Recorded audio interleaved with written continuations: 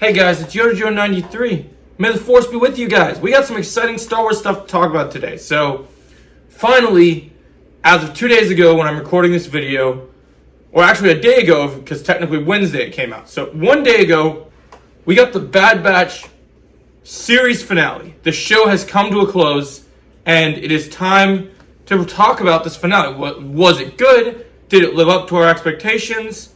Was it not as good as we hoped? Was it as bad as the penultimate episode? What do we think about? I think, first of all, getting this out of the way. Bad Batch Season 3 has been a very, hit or miss season for people. Some people felt like it was really good, and then building towards the penultimate episode, people were worried about the finale. But I can say, after watching this finale, I'm much more happier with this season of this show than I was previously. Because this finale kind of makes it all come together. So let's talk about this finale. If you guys have not seen this episode, there will be spoilers. So that's your spoiler warning. So get ready in 3, 2, 1. So, guys, we pick up this episode where we left off in the last episode. We know Omega has found out where the Zilla Beast is, and she starts hatching an escape with her and the kids to set a diversion with the droids to make her big move. As our boys are in the jungle still trying to find their way into Mount Tantiss. So, as we're progressing through, the main beginning of the episode starts with Omega, and you see Omega starting to make her plans. So that's pretty cool. And finally, we build up tension after she escapes and uses the droid to set a diversion. And Echo is loose on the base with Emery trying to figure out how to find the lost kids. We have Omega unleash the Zilla Beast in such an incredible moment that this causes a big enough diversion that the Bad Batch are able to enter Mount Tantiss. And this was incredible. A spectacle sight with the Zilla Beast to behold. You really just feel the seriousness. And we've been with this creature since Clone Wars, so seeing it utilized, and Disney loves to do the whole save the creatures thing. So this is kind of cool. I loved seeing the Zilla Beast this way. I thought that was really cool. I really enjoyed it. And so then you see it sets a path. We find out Echo learns about what's going on, and we move forward as things progress. And as we're moving forward, we see Omega build up everything that's happening. And so, she's getting ready to escape. We're waiting for the rest of the Bad Batch to enter Tantiss. We get into Tantiss with our batch. And Crosshair's still having his hands shake. Still, everything's kind of going the way it is.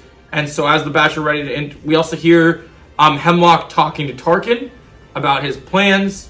And so as things move forward, they start setting traps for the rest of the batch. And Hemlock activates his trooper program, his assassins. We find out that there are multiple of them. And it kind of reminded me of the commando droids, with each of them wielding in specific weapons. And these are commando clone assassin clones. And one of them was the one that we saw in the previous episodes. And we thought, this is going to be Tech. Is this going to be Cody? Well, this episode answers that in this episode, but we'll get into that more later. So we're headed into the episode. We're moving forward. The batch is here. We've been trying everywhere to reunite with Omega. The Zilla Beast is loose. And the stormtroopers are reacting to it. They can't hurt this thing because it's lightsaber proof, it's blaster proof, it's dangerous. Tarkin says to Hemlock that Palpatine is impatient with the progress and is very concerned that his project is in danger. And he has every right to be, because with the Zilla Beast, they're able to pretty much destroy this base, which is causing massive havoc. And you get some King Kong references in there.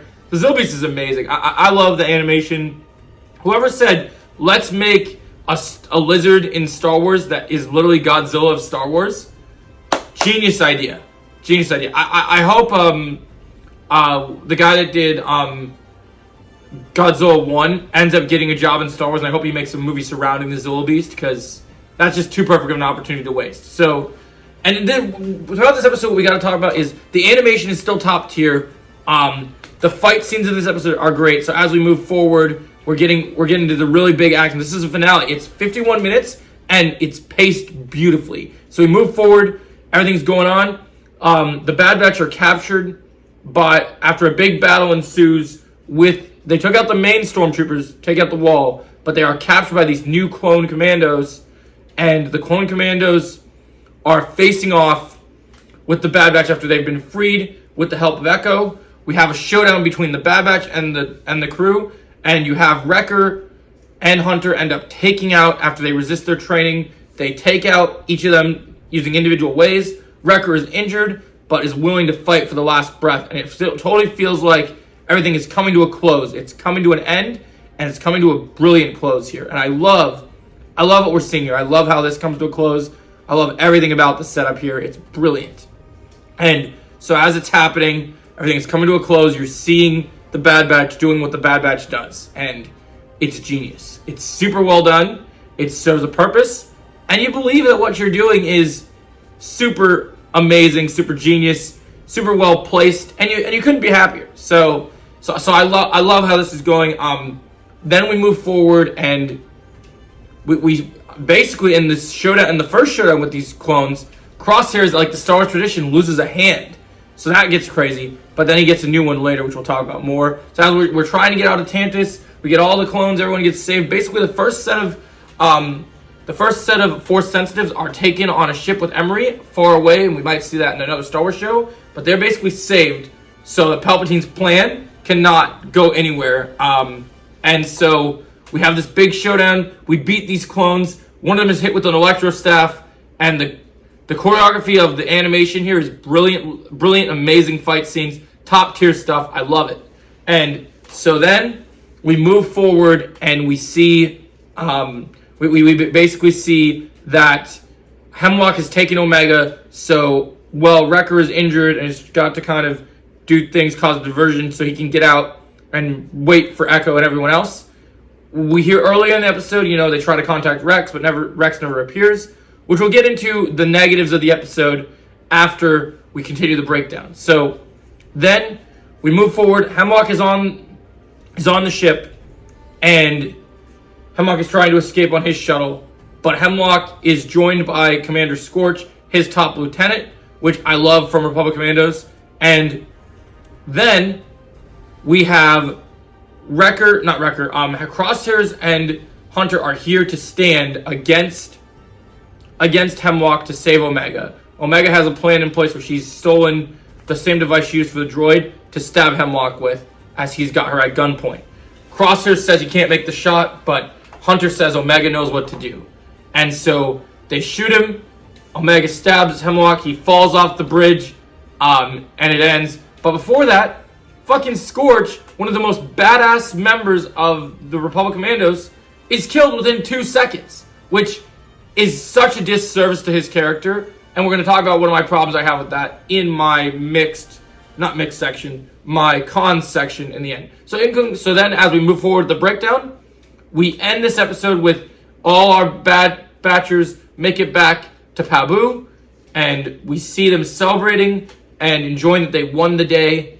We see Crosshairs with a new arm, and it's a nice, happy moment. And you think the episode closes out there, but then we get to see a prelude to the future, where we see probably about, I'd say 30 years after from now, where we're seeing, this is going to take place during A New Hope. We see older Hunter sporting a beard. He looks all old, and it really kind of tugged on the heartstring, where you see that the batch is older, and they age, and that's life. Your grandparents, your parents, and so that was kind of nice to see. And then we get a shot of older Omega as an adult, getting ready to fight for the rebellion, be a pilot. And this sets the stage for the next show. Will it be the Omega show? Will it be Omega and Ventress? Will it be a Rebel show with Omega? We don't know, but we are definitely going to see Omega in live action now, because I saw what she looked like, and I was like, well, I'm going to have to make a fan cast video, because she looks great. And the animation, once again, top tier, has a nice moment with Hunter, says to take care of Crosshairs and everyone before she heads off to join the rebellion. And in conclusion, that's the finale.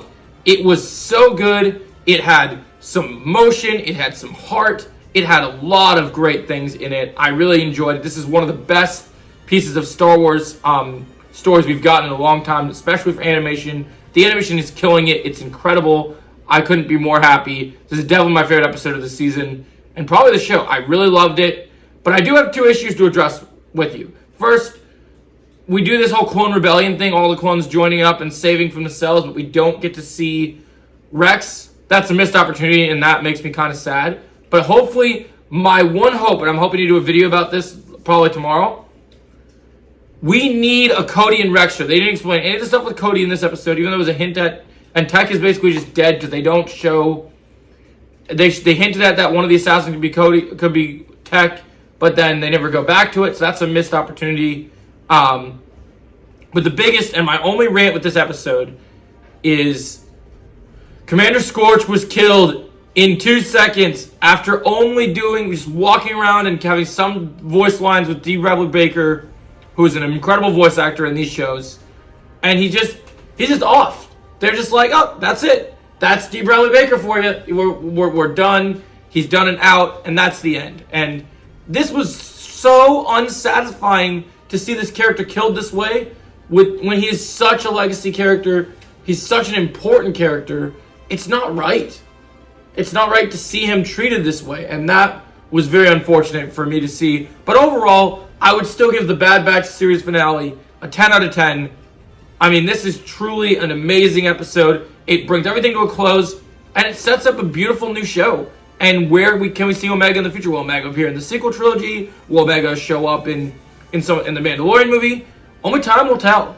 But I hope you guys enjoyed my review. Make sure you hit the like, share, and subscribe. And as always, may the Force be with you.